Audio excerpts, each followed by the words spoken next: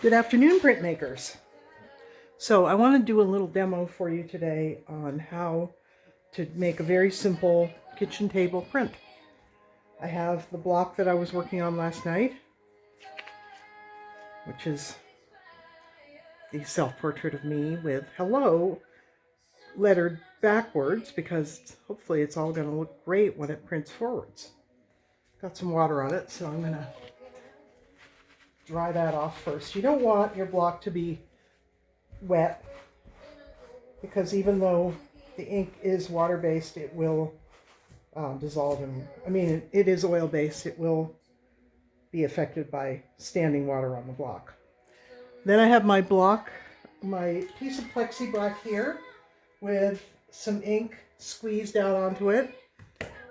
I just take this tube of ink and squeeze ink out on in a line like that. I don't try to cover the piece of plexi with the ink yet.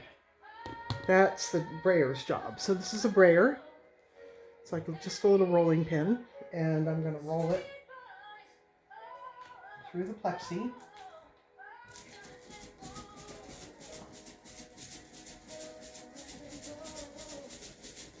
The most important thing about printing is, well, there's so many important things, but one of the important things is getting the ink just the right texture. So I don't know if you can see that. Oh, there's a booger.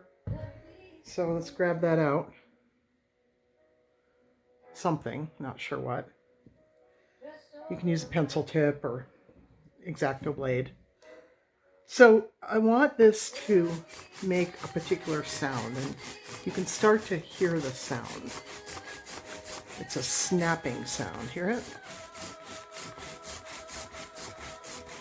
And can you see the texture of the ink? This is a little too thick.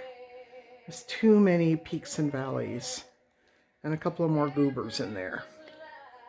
Let's get those out. You notice when I put my brayer down, I lay it upside down so that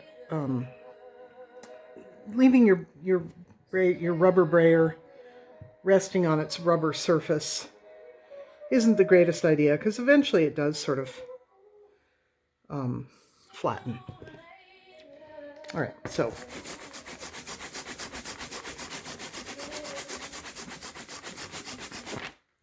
now you can also see it on the surface of the brayer. It's got ink all over it. If you want to make sure, you can roll it sideways, horizontally, and vertically. And this is the very first print, so it isn't often the best one. So I'll ink the block over on this side, and then I'll print it on this cleaner side.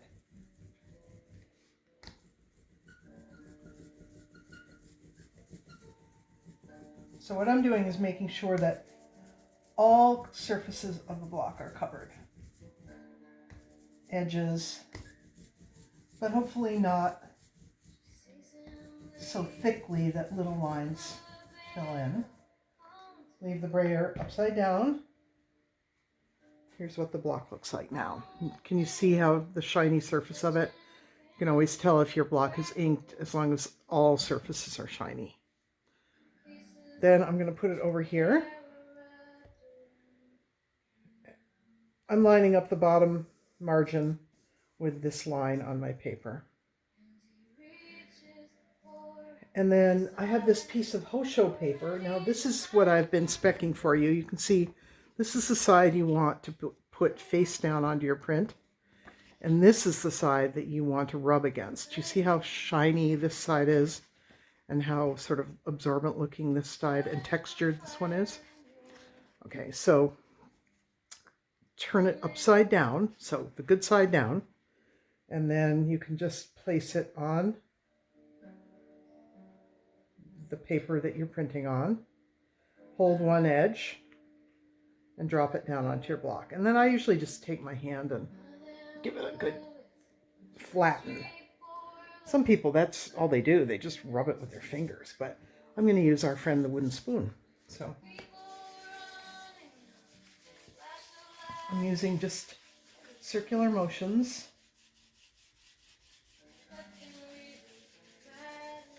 You work your way around the print. This is a very small block, thank goodness. but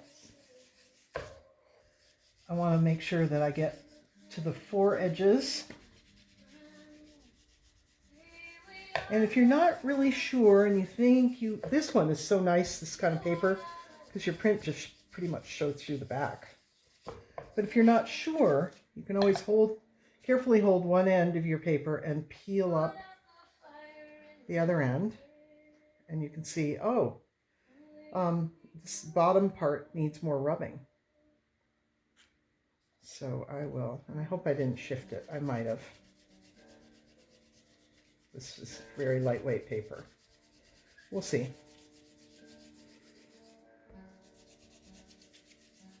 Get that nice solid black of the fuzzy sweater. Okay, now let's try it. Well, let's give this a couple more rubs. Okay.